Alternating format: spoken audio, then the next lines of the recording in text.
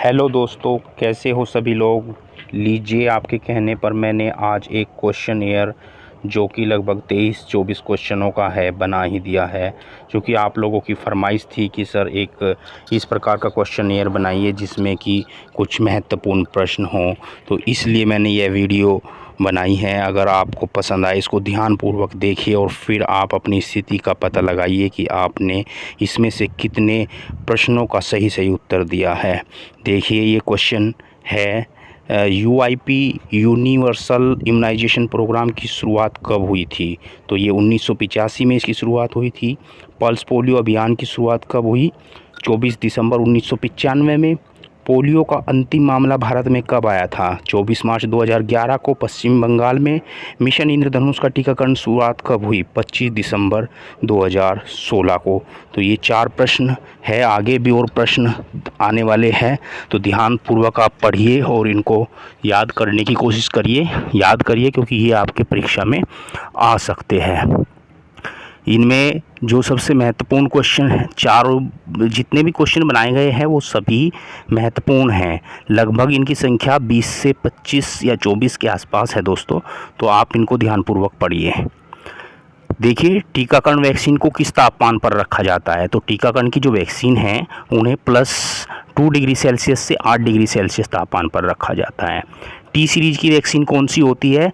जिन vaccine में T for tiger आता है वो टी सीरीज की वैक्सीन मानी जाती है, जैसे कि हेपेटाइटिस, DPT, पेंटा, TT। इन सभी वैक्सीन को आइस पैक की टच में नहीं आना चाहिए। लाइफ सेविंग इंजेक्शन का नाम क्या है?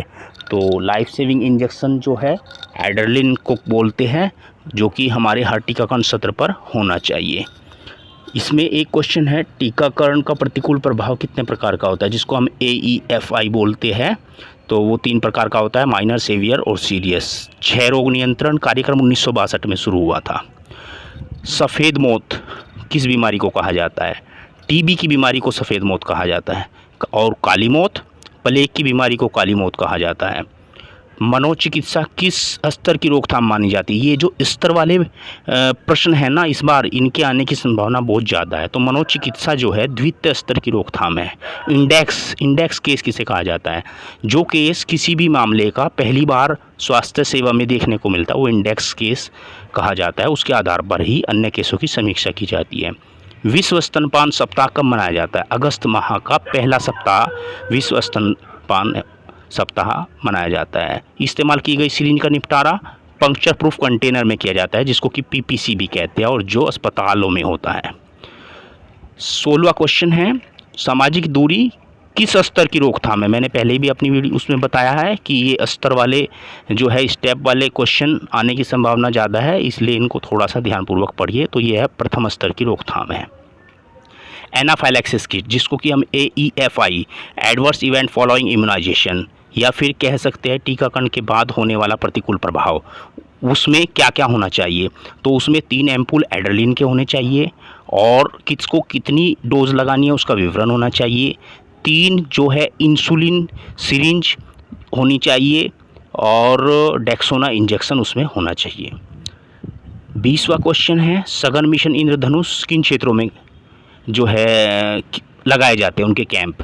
तो इसमें दुर्गम क्षेत्र होता है, या VPD सस्पेक्टेड केस जहाँ पर कोई खसरे का या फिर डिप्थीरिया का या टेटनस का कोई केस आया हो, या पिछले 3 माह से वहाँ पर कोई सत्र आयोजित ना किया गया हो।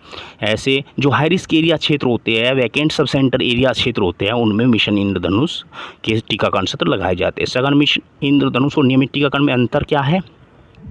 तो सघन मिशन इंद्रधनुष में छूटे हुए बच्चों को जो है टीकाकरण किया जाता है, जबकि नियमित टीकाकरण में प्रत्येक माह की तिथि निर्धारित की जाती है।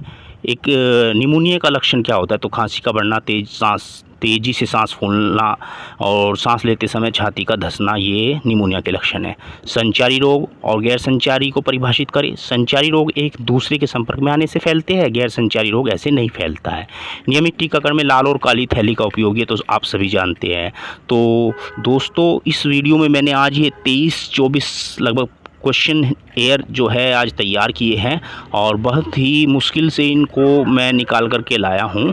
अगर आपको ये पसंद आए तो आप प्लीज़ वीडियो को शेयर करें, लाइक करें और सब्सक्राइब भी करें। और धन्यवाद आपका बहुत बहुत।